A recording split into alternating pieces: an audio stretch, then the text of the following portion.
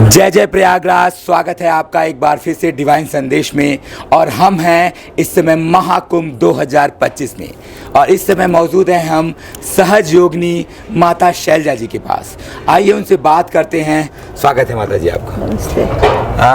पहले तो मैं ये जानना चाहूँगा कि पहले तो ये जो महाशिवरात्रि आने वाली है उसकी महिमा के बारे में थोड़ा बताएं हमारे दर्शकों। महाशिवरात्रि का पर्व उसके नाम से ही है। शिवरात्रि प्रति मास आती ही है, लेकिन महाशिवरात्रि का जो पर्व है वो देश के विभिन्न स्थानों में अलग अलग रीत से मनाया जाता है। और कहा जाता है, जैसे हमारे परम पूज्य सहज योगी और महाकाली के परम उपासक रामकृष्ण परमहंस जी के शिष्य विवेकानंद जी, जिसका नाम नरेंद्र था, उन्होंने भी इस पर्व के माध्यम से बहुत कुछ प्राप्त किया है।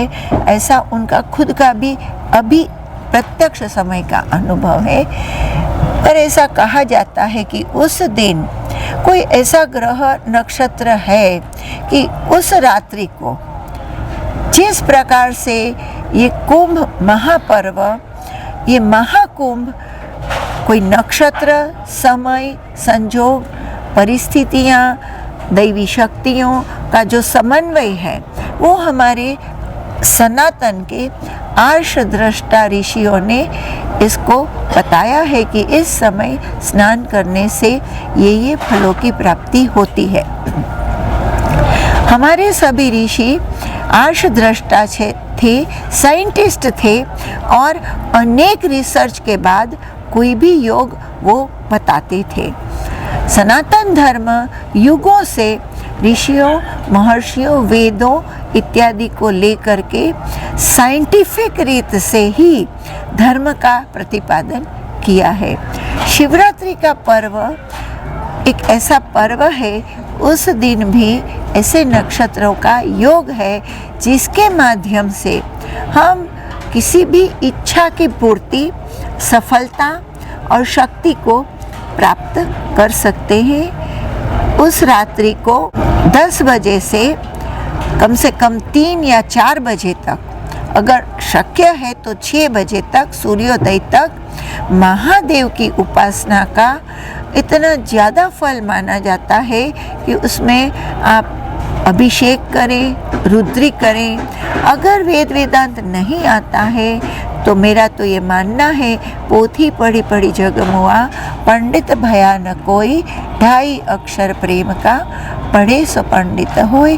तो कोई भी साधक मात्र ओम नमः शिवाय, ओम नमः शिवाय का जाप भी अगर करता है अंतःकरण से, अंतर मन से, और इस जप को महादेव को अर्पण करता है अपनी इच्छा पूर्ति के लिए, तो मेरे ख्याल से अगर सिद्ध समर्थ गुरु की आज्ञा और मार्गदर्शन के हिसाब से और अंतःकरण से वो महादेव का नाम जप करे तो भी वो बहुत कुछ उस दिन महादेव की शक्तियाँ, उनका आशीर्वाद और उनकी कृपा को प्राप्त करके धर्म, अर्थ और मोक्ष की प्राप्ति भी कर सकता है। आने वाली जो शिवरात्रि है वो भी प्रयागराज में गंगा के तट में, जहाँ शिव की जटाओं से माँ बहती है और तीनों नदियों का संगम है, उसके साथ इतने गुरुमंडल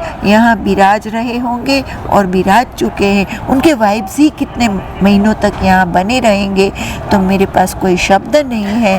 तो आइए हम सब इस महाशिवरात्रि के पर्व का लाभ लें। दैवी शक्तियों का, साक्षात महादेव की शक्ति और पतित पावनी आद्य शक्ति माँ गंगा की गोद में शिवरात्रि का यह महापर्व मनाएं। हम सबको माँ जगदम्बा, माँ गंगा, तीनों नदियाँ, गंगा, यमुना, सरस्वती, भारद्वाज ऋषि और देवाधिदेव महादेव की कृपा अहेतु की प्राप्त हो, इसलिए हम इस शिवरात्रि का पर्व यहाँ मनाएं और हमें ये कृपा प्राप्त हो, ऐसी प्रार्थना करें महादेव से, माँ गंगा से, प्रणाम, नमस्कार, हरिओम तत्सत, जय गुरुदेव। हमने बात की सहज योगिनी माता शैलजा जी से। जैसे सहज योगिनी हैं वैसे बहुत सहज हैं, बहुत सरल हैं। जब बात करती हैं इतना मधुर लगता है, ऐसा लगता है कि हम कुछ पूछने आए हैं और इनकी बातों में ही खो जाते हैं। यही जो एक संत की जो मधुरता है, जो उसकी सौम्यता है, जो उसकी सहजता है, यही उससे विशेष बनाती है, यही उसकी शक्ति है, यही उसका सामर्थ्य है, यही उसका तप है, यही उसका त्याग है, जो हम लोग उसी में खो जाते हैं। मिलते हैं किसी और वीडियो में, तब तक के लिए दीजिए इजाज़त। मैं प्रमिल दत्ता, कैमरामैन उत्कर्ष के साथ, डिवाइन संदेश महाकुंभ 2025 प्रयागराज।